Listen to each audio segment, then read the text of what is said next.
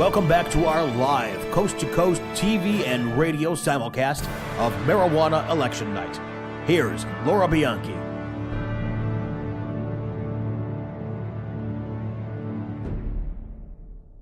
So David, you have more than 20 years experience in the security industry.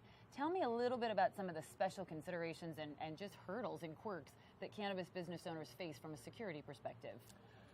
They experience a lot of difficult tasks when it comes down to opening up a facility. One of the things is they have to sign a contract with a security company before they even open the doors. Normally on any other business platform, that's opposite. You have to wait till you open before you hire a security company. A lot of the regulations that are written around these are really challenging for the business owners. Sure. They don't really know security very well, and when it comes down to all these stipulations that they throw at them, they just hire a company and kind of hope that that company is going to take care of them. Sure.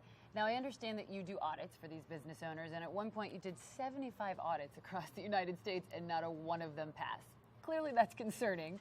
What do you think the reasons behind that are? You know, it is really concerning, and no one out there is really doing audits, and what we realized when we started talking to customers is that's kind of how we got our foot in the door. We'd allow us to go in there and take a look at their existing system, see if there are any deficiencies, and it just kind of became a pattern, and we started to offer this audit repeatedly. Sure. It's amazing on how one or two things in the regulations can make you not compliant, and business owners have no clue about that.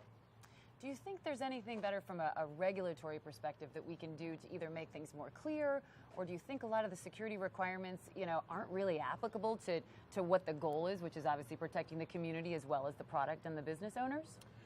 Yes, I think the legislation and the people who write the rules really need to consult with security companies and or security consultants. They write rules and regulations that really don't make a lot of sense. Even products that don't exist, they'll write in a rule that you have to have this product. Sure. So we have to go out and find it.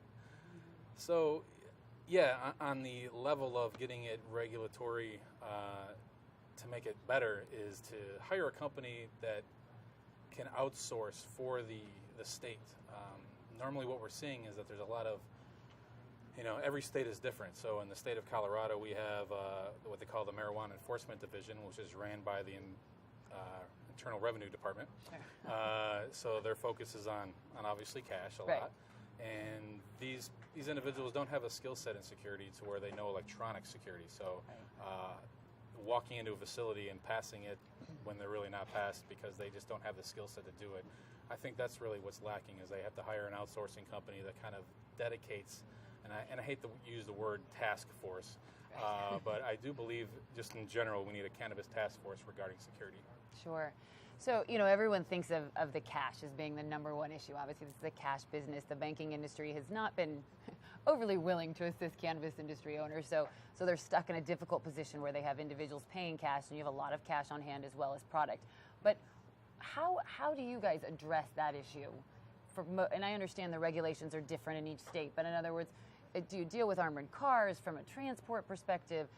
Do you deal with safes? Do you daily pickups? What sorts of things do you do to assist cannabis owners with that? Yes, those are all in the gamut.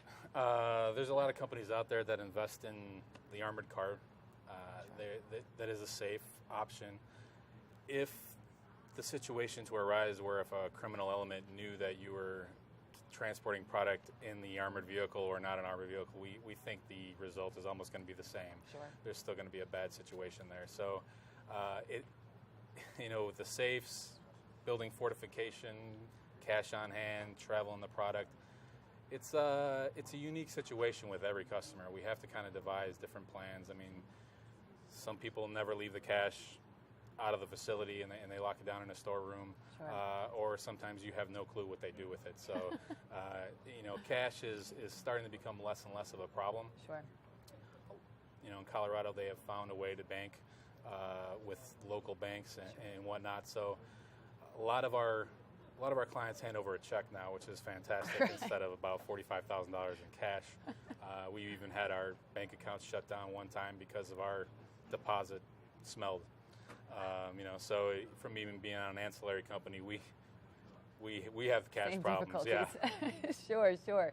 So when do you suggest, the clients that you have that are the most successful, Do they contact you at the very beginning to have you really assist them in the licensing, the policies and procedures, the preparation, all the way through the development phase? Or what's really the best stage for people to give you a call and get your services? Yes, that is definitely the best way to go about it, because what we do have the ability sometimes to sit down with your architectural firm who is developing the floor plans for your facility, and we start rolling in some SEPTED environmental design with security, and we try to help just get the facility on a secure level before we even start talking about policies and procedures and cameras and alarm systems.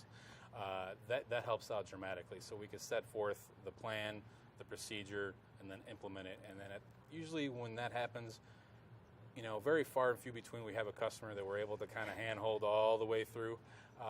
With all these upcoming states, we're hoping that's a little bit easier. Sure. But yeah, normally it's we're walking in there after the fact, and we're trying to pick up a lot of pieces that are broken. Sure. Have you found that local law enforcement is supportive of the services that you're providing, or that they give their input into what they would like to see in addition to the rules and regulations? Yeah, we have developed a really good relationship with our local police officers. We have a program where we have surveillance operators watching facilities at night, so we're able to prevent the crime before it happens now, which is completely the opposite of how everybody operates.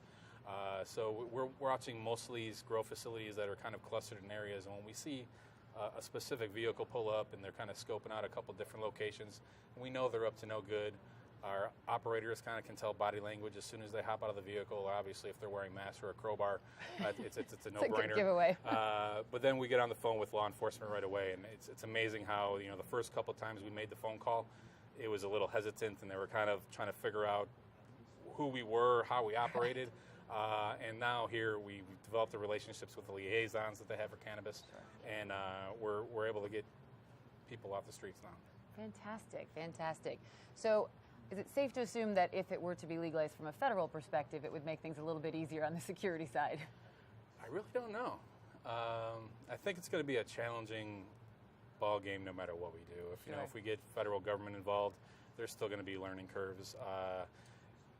Like I said, with every state being a little different and unique with the way they write the laws, that's where they want to kind of have to sit down and recap those and see what's going on. Wonderful. Well, thank you very much, David. We certainly thank you for joining us on Marijuana Election Night and providing your expertise on security for marijuana-based businesses. Thank you very much. Thank you for having me. Absolutely. It's time again for a short break, and when we return, Russ and I will be talking with Aaron Smith from the National Cannabis Industry Association. More to come of our coast-to-coast coverage of Marijuana Election Night in the first ever simulcast for radio and TV by CannabisRadio.com. We'll be right back